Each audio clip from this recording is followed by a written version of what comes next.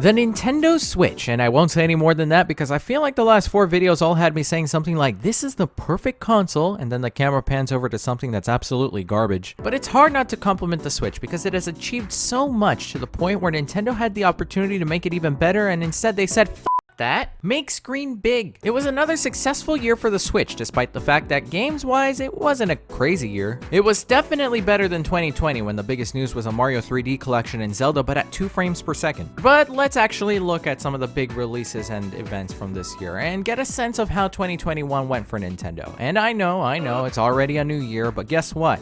I don't care. So just like with every new year, we begin with January, the month where my birthday lands, and just like Nintendo on January, nothing happens. The only big game was really Atelier Ryza 2, which is a decent game, but we aren't here for decent. That's where February comes in. February was jam-packed with exciting games on the Switch, including a port of Super Mario 3D World. Yes, finally this Wii U game was ported to the Switch. It's still no Xenoblade X, but this is one of the more enjoyable Mario titles, and it was a wonderful game to play on the Wii U, especially with friends. There was even the addition of a new game mode with Bowser's Fury, an exciting take on the game involving Mario, Bowser Jr., and Bowser. Overall, it's a very enjoyable game with quite a lot of content to keep you playing for hours. And personally, I really like Mario games, no matter what. I mean, I grew up playing Super Mario 64 and New Super Mario DS a lot, so despite the staleness of the 2D games now, I still love going through any sort of Mario game. Unfortunately, Mario is going to have to exit the premises because there is even more exciting fish to catch this month. That made no sense. Persona 5 finally arrived on the Nintendo Switch.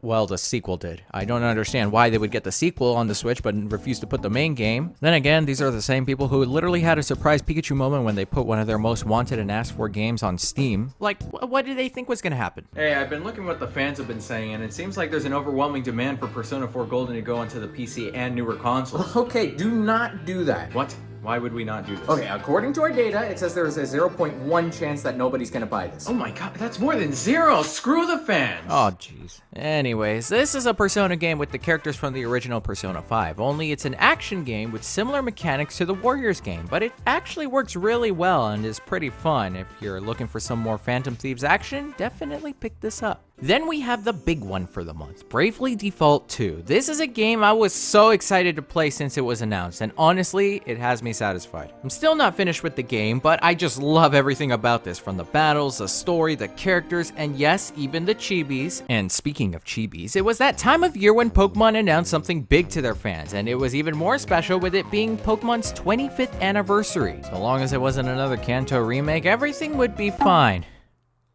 What is that? Well, we finally got the reveal of the Diamond and Pearl remakes. Was it worth the wait? But we also got the announcement of something truly special, a new take to the Pokemon games with Legends Arceus, a Xenoblade Monster Hunter style game that looks very promising, but doesn't release until late January of 2022, so since it's not a 2021 game. Moving on, we got a new Monster Hunter game in March for the Switch with Monster Hunter Rise. I had been told to play Monster Hunter games for many years, but I'd never had the chance to try it out until one day a certain friend threatened me to get this game. He kept insisting that this was going to be an incredible game, and he was surprisingly not wrong. I enjoyed everything that this game had to offer, whether it was completing tasks, battling monsters, riding Doggo, and other things. And the best part, you could do this with friends online, and I'm sure I would have enjoyed the online part more. If my friend actually got the game, that's right, my friend. Name and address withheld. Didn't even bother to buy the game. Sure, I enjoyed the game, but you know how broke I was then?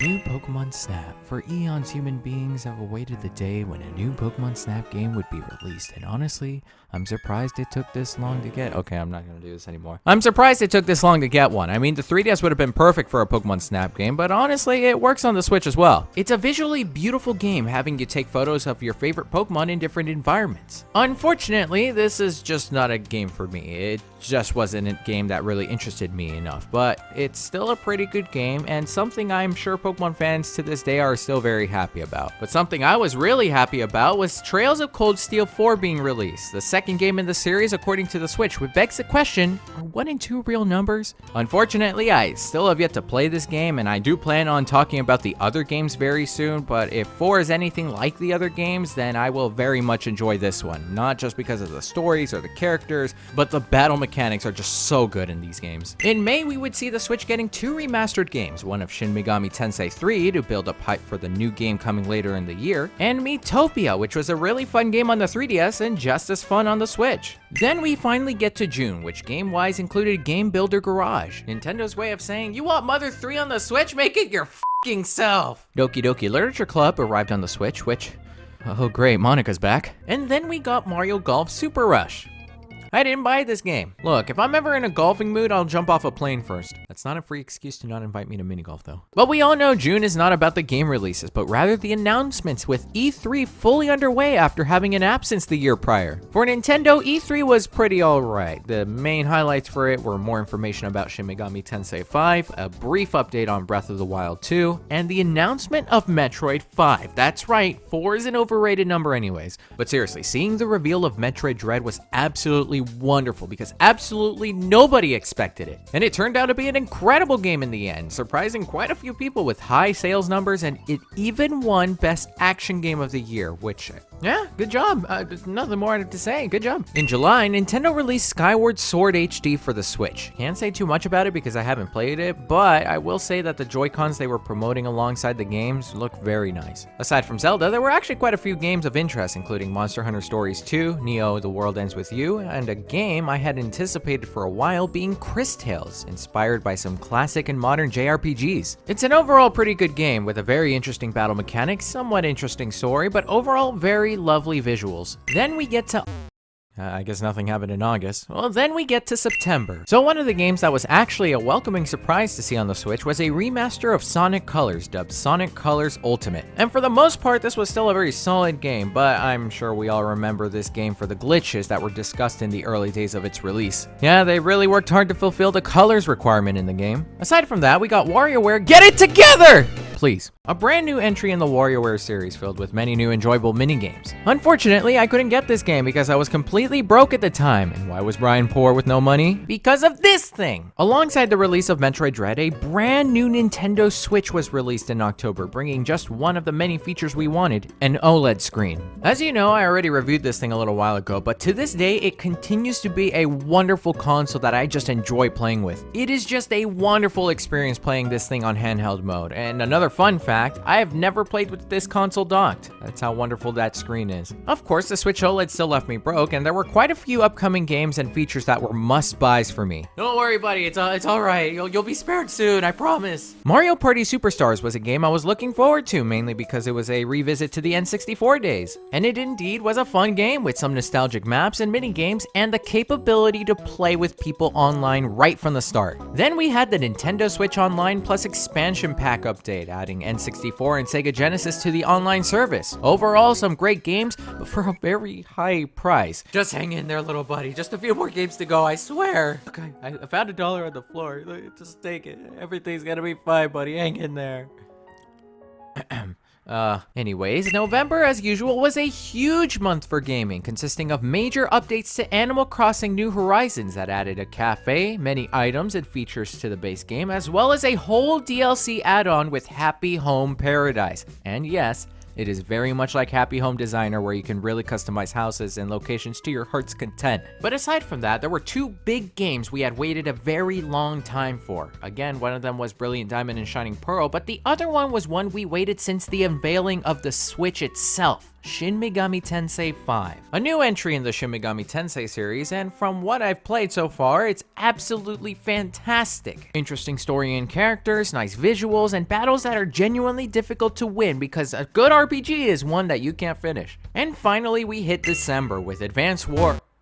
Well, never mind then. Danganronpa finally hit the Nintendo Switch with the Decadence Collection, consisting of Danganronpa 1, 2, V3, and some summertime board game thing. Award time! What? So I was told to do awards again as a last-minute scramble. Bless.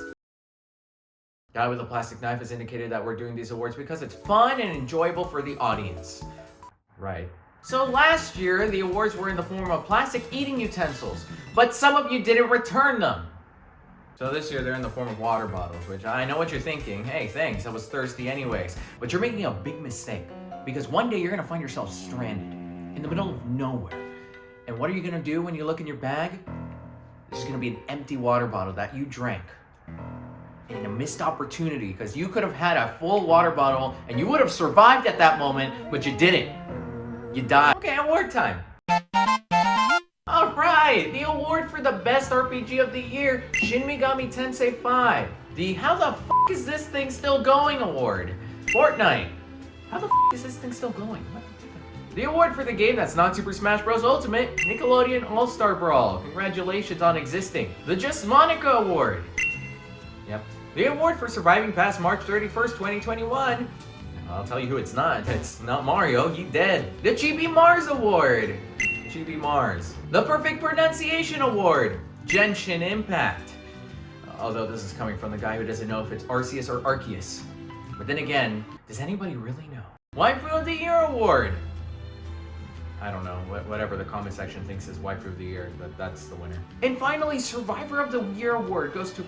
Oh, Wallet Buddy! Congratulations, buddy! But you alright there, buddy? And that was Nintendo in 2021, except for one big thing that happened throughout the year, which was the DLC characters for Super Smash Bros. Ultimate. In terms of 2021, it resulted in the final DLC characters for the game with the addition of Pyra and Mithra, Kazuya, and Sora, something I never thought I'd actually say. But it is sad to think that there is actually nothing else for this game, and it will be missed whenever the next Direct is. But Sakurai has done an absolutely wonderful job through it all and deserves a nice and enjoyable break from development. Overall, 2021 was a year filled with a lot more games, updates, and announcements than 2020 for sure. It was a year full of games we thought we'd never see, but finally did with the Diamond and Pearl remakes, Shin Megami Tensei 5, and Metroid Dread. It was another year with more third-party support with games like Monster Hunter Rise getting an exclusive launch for the Switch, and Atlas finally realizing that the Switch is a money-making machine. Now, could it have been a better year?